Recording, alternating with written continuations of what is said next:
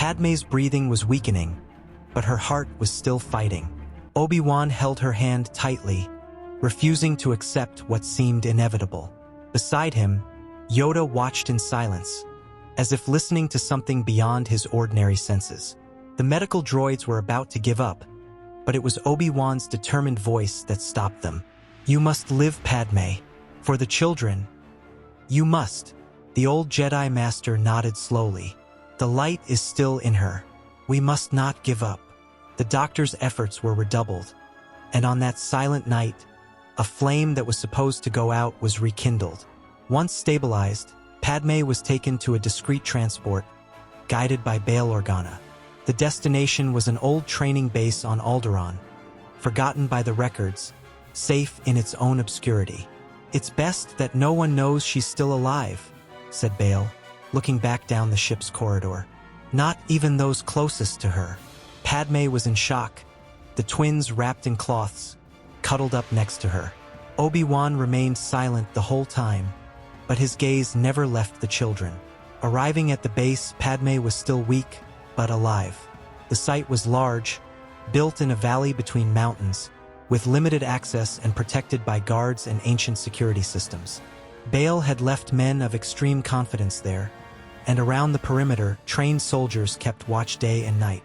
"Description is the only hope we have," said Bail to Obi-Wan, and to Yoda as they walked cautiously around the site. "A safe place this may be, but trusting in the silence of fate is still risky." The days went by and Padmé, despite her physical pain and emotional scarring, began to recover. The twins' constant presence was like a balm.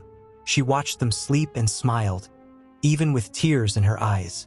Obi-Wan used to visit her every morning, and once found her watching the mountains in the distance. "Do you think he felt it?" she asked. "Anakin, do you think he felt it when they were born?" Obi-Wan hesitated. "I believe he's gone, Padmé." She looked away, pressing her arms against her chest. "I dreamt about him yesterday," Padmé confessed another time, while Yoda meditated a few paces away. "He was smiling. It was before everything fell apart." Obi-Wan sat down beside her, unhurriedly. "The man we loved is gone. Perhaps one day this pain will pass. But today, our mission is to protect what he left behind." Padmé's eyes filled with water, but she nodded. "They're everything to me now, Obi-Wan." The Jedi watched the twins sleeping, and for them we will not fail. Each week, Padmé's health improved. With the help of the healers brought by Bail, she was able to walk around the inner courtyards of the base again. The twins were growing fast, always together, laughing and babbling new words. Padmé dressed them simply, but always with care. "They will never know what the throne of Naboo is," she said, "but they will know what a mother's love is." Obi-Wan looked at her with respect. "You're stronger now, Padmé, more than before."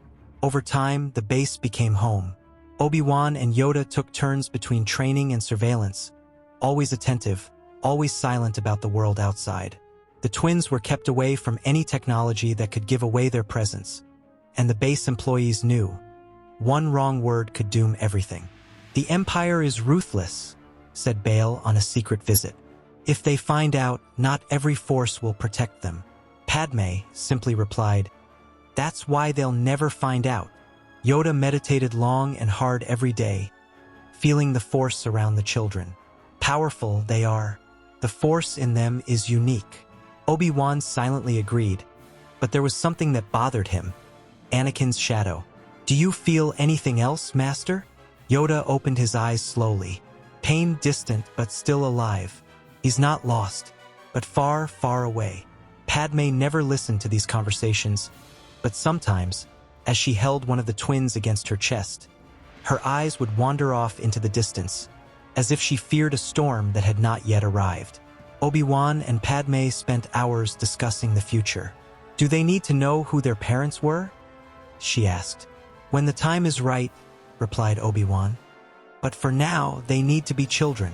Padmé agreed, but her heart knew that this hiding place wouldn't last forever. The happiness of seeing them grow up healthy, of hearing them laugh together and sleep in each other's arms, was a gift she had always dreamed of having. But deep down, the memory of Anakin still hung over her like a silent shadow. And so, in the most hidden corners of Alderaan, far from the Empire's gaze, Padmé found something she thought she had lost forever: hope. Hope in the eyes of children who carried within them the power of light and darkness. Hope in the Jedi Masters who protected them even after everything. Hope in the future, however uncertain. And, for the first time since Mustafar, she smiled without pain when she heard Leia say her first word, "Mama." The years passed quietly in Alderaan, and the hidden base where they lived became a haven of peace. The twins grew up strong, healthy, and surrounded by affection. Padmé raised them with tenderness, teaching them stories of justice, courage, and wisdom. Although they lived isolated from the rest of the galaxy, they never lacked affection or attention. Obi-Wan remained vigilant, but his affection for the children was visible, especially for Luke, who followed him everywhere. The routine was serene, but full of preparation for an uncertain future. One day, when he saw Obi-Wan practicing moves with a training saber, Luke approached with his eyes shining with curiosity. "Can I try?" he asked. Obi-Wan smiled, handing him the wooden saber. "Carefully, Luke." Padmé watched from afar, her heart squeezing. Watching her son repeat the movements reminded her of Anakin in peacetime. From that day on, training became constant, and Obi-Wan dedicated himself to guiding him patiently, even if he silently feared that he was repeating the past. Leia, curious by nature, began to observe her brother's training. She would sit in the shade of the trees and watch Obi-Wan teach for hours. One morning, she approached Yoda, who was meditating in silence. "Master Yoda, why does my brother do that with his saber?" The master opened one eye, his voice slow and serene. "His path is different from yours, but you can train too." From that day on, Leia had short sessions with Yoda, learning to listen to the Force in the silence and to feel the flow around her. Leia's connection with the Force grew in intensity. While Luke was driven by action, Leia plunged into introspection. Padmé often found her alone in the middle of the base garden, sitting with her eyes closed, as if she were part of the landscape. "What do you see, my dear?" asked Padmé. And Leia, in a soft voice, replied, "Nothing and everything." This worried Padmé, but it also filled her with pride. Obi-Wan watched Luke with attentive eyes. In his movements, he recognized the traits of Anakin: the precocious ability, the enthusiasm, even the stubbornness. In a moment of reflection, alone with Yoda, he confessed, "Luke is like him, and I fear he will make the same mistakes." The master replied calmly, "The ending will be different if the path is different." Obi-Wan took a deep breath, but the ghosts of Mustafar were never far away. Still, he continued to train Luke with hope and firmness, trying to guide his steps with balance. Leia began to see visions during her meditations. At first, they were fuzzy images: shadows, unfamiliar faces, cities under a red sky. Yoda realized that her connection with the midichlorians was not leading her to combat, but to something more subtle. An instrument of the Force in diplomacy you can become. Your mother's talents you have inherited. Since then, Yoda had been guiding Leia to strengthen her mind, intuition, and voice. Padmé, realizing this, began to share her political knowledge with her daughter, teaching her strategies, negotiation principles, and the value of silence in the midst of conflict. "You were born to guide people," Padmé told Leia during an impromptu lesson. "But to guide is not to dominate. It's listening, observing, and deciding fairly." Leia wrote everything down with dedication, absorbing it like a sponge. Luke, on the other hand, trained more and more intensely. Obi-Wan watched them both grow with admiration and trepidation. "They're becoming what they should be," he commented to Yoda. And the master replied, "Yes, but I can still see shadows on the horizon." One cloudy afternoon, Bail Organa secretly arrived at the base. His expression was serious. "I've received information through hidden channels," he said, gathering Padmé, Obi-Wan, and Yoda. "A possible location for Ahsoka. I can't confirm it, but it seems reliable." The name brought a respectful silence. Obi-Wan stood up, thoughtful. If it really is Ahsoka, it could be essential for the children. And for her too. The connection with Anakin still lives in her. After talking it over with Padmé, he decided to leave that very night. The next morning, Padmé observed Leia sitting in meditation, as still as a statue. The garden was silent and only the sound of the wind through the leaves filled the space. As she approached, Leia slowly opened her eyes. "Mother?" she said serenely. "Yes, I'm here," replied Padmé. Leia stared at her intensely. "Who's Anakin?" Padmé's blood ran cold. "Why do you ask that, my dear?" Leia answered without hesitation. "I saw him." The girl's voice was firm. "He said he was my father." Before Padmé could react, Leia turned to the hall and pointed. "He's Anakin." Padmé turned around startled, her heart pounding, expecting to see the familiar face of old. But what she saw was a tall, imposing silhouette with a shiny black mask and mechanical breathing that cut through the silence like a blade. The sound was unmistakable. Darth Vader was standing at the entrance to the hall. For a second, time seemed to freeze. Padmé instinctively stepped back, pulling Leia behind her. The past had returned and had found its way to them. Padmé backed away slowly, shielding Leia with her arm and staring at that black-clad figure. Her voice came out muffled, overwhelmed by shock. "Who are you?" The answer was accompanied by the heavy sound of mechanical breathing. "Your daughter just said." Vader advanced a few steps, and the whole room seemed to freeze. Leia remained silent, but her presence in the Force was intense. "I've seen you in my visions too, Leia," Vader added, looking directly at the girl. Padmé felt her stomach turn. "What? This can't be," she muttered, the world spinning around her. Without saying another word, Vader turned his face towards a side table. With a gentle movement of his hand, he made a piece of fruit levitate. The fruit flew across the room, floating until it landed gently in Padmé's hand. She looked at it with watery eyes. She recognized that gesture. Memories of peaceful days with Anakin on Naboo flooded her mind.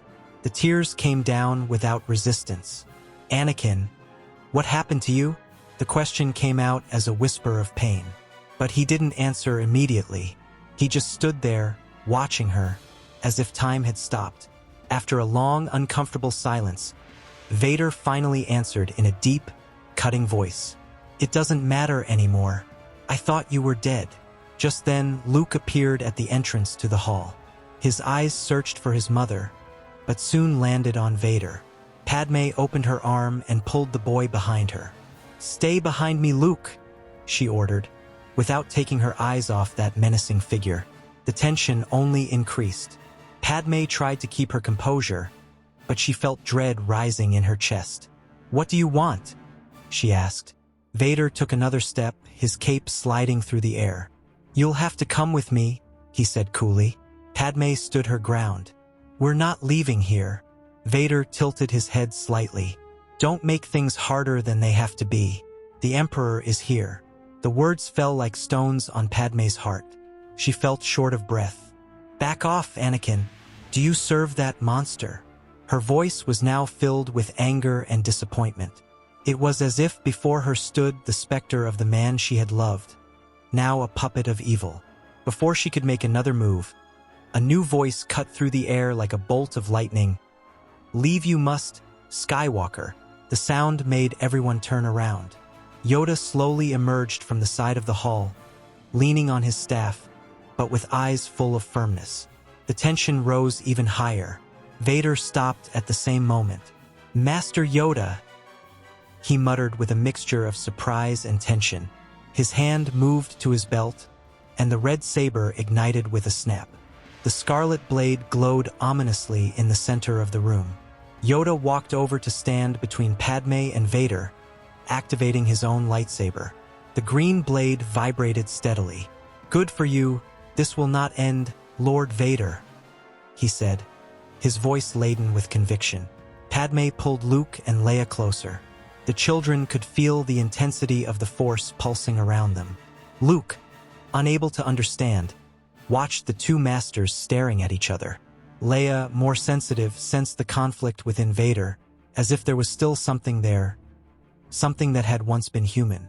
Vader stood still with his saber alight, the sound of the blade pulsing in the hall. For a few moments, he seemed about to attack. But then, without saying a word, he switched off his saber. He knew he wouldn't stand a chance against Yoda in a direct confrontation. He was limited physically, weakened by past losses. His mind was calculating. Now was not the time. Slowly, he turned, preparing to leave the room. Padmé watched with tear-filled eyes. She felt torn between relief and deep sadness at seeing what Anakin had become.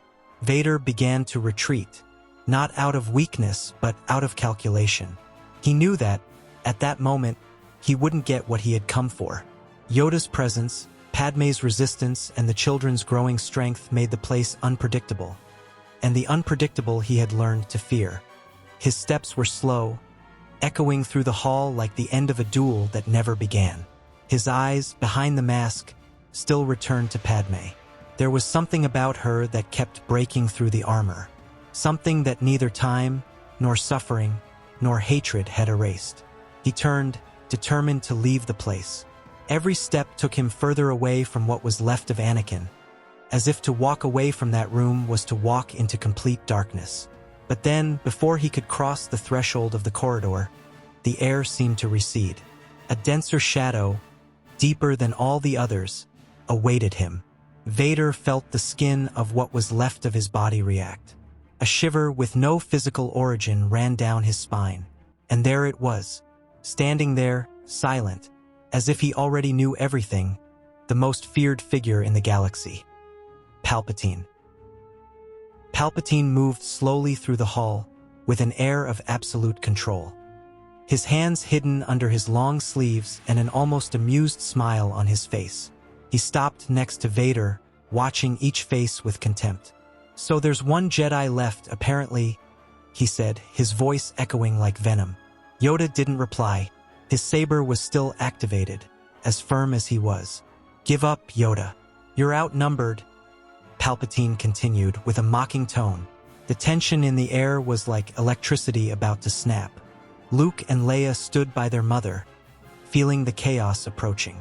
Suddenly, another voice cut through the hall, firm and unexpected. "No, you're the ones at a disadvantage." Everyone turned at the same time. At the entrance to the base, two figures appeared, long separated by separate paths. Obi-Wan Kenobi and Ahsoka Tano. Obi-Wan kept his gaze focused, while Ahsoka walked beside him, saber in hand. Vader's countenance changed. Silently, he activated his blade. "Obi-Wan," he muttered with restrained anger. Ahsoka stepped forward. "Anakin, you're at a disadvantage. Don't do that. It's your family that's here." Ahsoka's presence shook something inside Vader. "Help us destroy the Empire and be with your family," she said sincerely, her voice breaking. For a moment, the hall fell silent. Obi-Wan then stepped forward. "It's over, Anakin," Vader replied coolly, his voice like beaten iron. "Anakin is dead," and he advanced furiously towards his former master. Obi-Wan, without hesitation, activated his saber and shouted back, "Protect them!" Ahsoka understood the command and ran ahead of Padmé, Luke, and Leia. At the same moment, Yoda leapt with surprising agility, heading straight for Palpatine. Their saber blades crossed, illuminating the room with green and red flashes. The two masters dueled with almost superhuman precision, each blow carrying decades of power. Yoda dodged the attacks with lightness, struck back with dexterity, and, in one moment, extended his hand, neutralizing Palpatine's force rays as he had done in the past with Count Dooku. The Emperor's eyes narrowed. "Stubborn as ever," he said, increasing the intensity of the lightning. Meanwhile, Obi-Wan and Vader were dueling brutally. The blades clashed furiously, and each blow brought up the buried traumas between them. "You can still come back," shouted Obi-Wan, blocking an attack. "I saw light in you," Vader replied violently. "You only see what you want to. I'm what's left." The ground shook beneath their feet, and the sound of blades filled the room with cutting tension. In the background, Ahsoka stood in front of Padmé and the children, but her eyes followed the battle with growing concern. Palpatine, with a roar of fury, used the Force to hurl Yoda violently against the wall. The Jedi Master's body was thrown like a doll, hitting the concrete hard. Without giving her time to react, Palpatine turned to Ahsoka, holding out his hand. Ahsoka tried to jump, but was thrown away just as brutally, falling among the debris. "No!" shouted Obi-Wan, watching what Palpatine was about to do. But he didn't have time for more. Vader looked back. There was Padmé, desperately holding the twins. Something inside them was pulling him like a whirlwind. He threw himself at her, ignoring everything. Padmé tried to retreat, but there was no time. Obi-Wan ran after Vader, but he couldn't reach him in time. Then Palpatine raised his hands theatrically, a wry smile opening on his wrinkled face. Force lightning erupted from his fingers, shooting towards Padmé. The hall lit up with the brilliance of destruction. Padmé was paralyzed for an instant. Maternal instinct made her bend over the twins, but before she could be hit, a black silhouette crossed her field of vision. Vader jumped between her and the lightning. The lightning struck his body directly, sending sparks flying all over his armor. The metallic sound of pain mixed with the hum of energy. He screamed, but didn't move away. His body trembled under the pressure of the attack. Vader fell to his knees, still between Padmé and the destruction. His arms were open, as if he still wanted to protect them. His armor smoked, his breathing fluctuated, but he didn't move.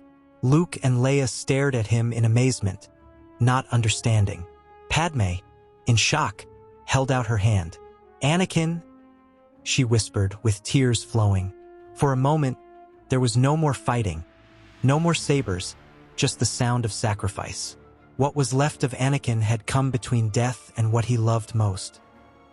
The silence in the hall was broken by a dry cry of pain from Vader, still kneeling in front of Padmé, absorbing the last of the lightning bolts coming from Palpatine's hands. The Sith's body swayed under the impact of the energy, but did not fall back. His armor burned. His joints trembled and his breathing sounded more unsteady by the second. Padmé, her eyes watering, reached out to him. Luke and Leia watched paralyzed. Palpatine, for his part, laughed. A thin, cutting laugh of pure evil. He raised his hands again, ready to finish the job. But he didn't have time. In one swift, precise leap, Yoda appeared from above, like a bolt of green lightning cutting through the air. His saber spun with surgical precision. Palpatine tried to react, but his focus was lost. Yoda descended like lightning on the Emperor. With a firm movement, he cut off the hand that was still channeling the rays.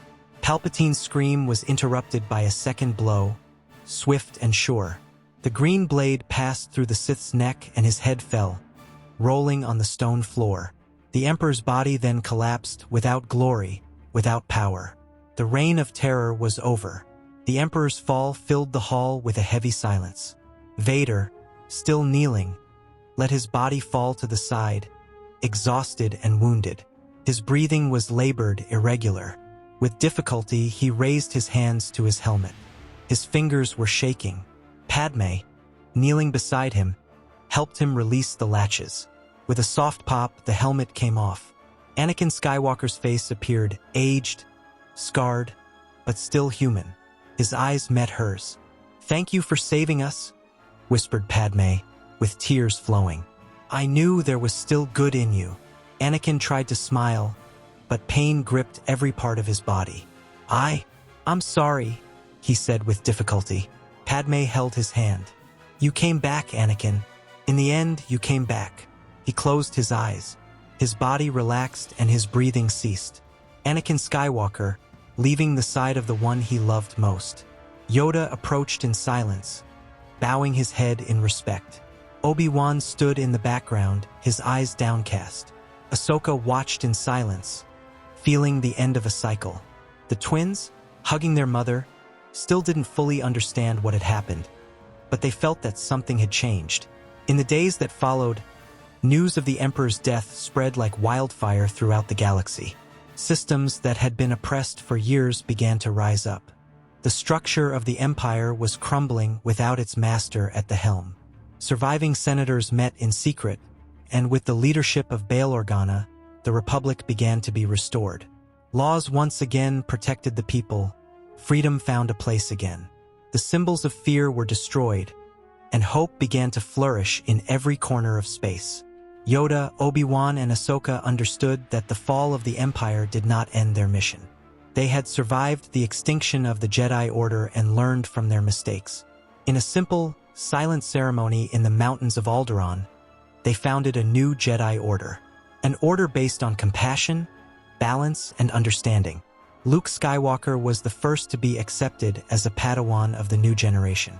Obi-Wan trained him with patience, while Ahsoka challenged him to think beyond dogma.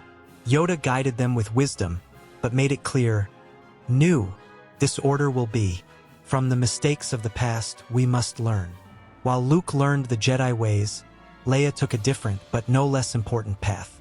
Her connection with the Force continued to develop under Yoda's guidance, but it was in debates, speeches, and meetings that it blossomed. Padmé saw her daughter and saw in her the same strength that had guided her through the dark times of the Senate. Bail Organa had also become a mentor to the young woman, preparing her for the day when Alderaan would need a new voice. Leia listened, absorbed, and responded with clarity and firmness. Her destiny was being fulfilled. Padmé was still on Alderaan, rebuilding her life amidst the wreckage of what she had lost. She cared for her children with dedication, passed on values, told stories of a time when hope seemed impossible. She didn't hide the past, but she didn't let it define the future either. On quiet evenings, he sat down with Leia to discuss politics and diplomatic strategies. And with Luke, he talked about the Jedi, their feelings, and the dangers of a misunderstood power. They were different but complementary, two sides of the same force. The galaxy didn't heal overnight, but with the return of hope, justice began to find its way again. The names of Anakin and Padmé were hidden for protection, but in secret, the new Jedi told their stories as a warning and an inspiration. On each liberated planet, a new symbol rose, the promise that the sacrifice of many had not been in vain. The new republic was flourishing, and the winds of the Force were once again circulating in balance. The Dark Ages were coming to an end, and it all began with a mother who decided to protect her twins in secret.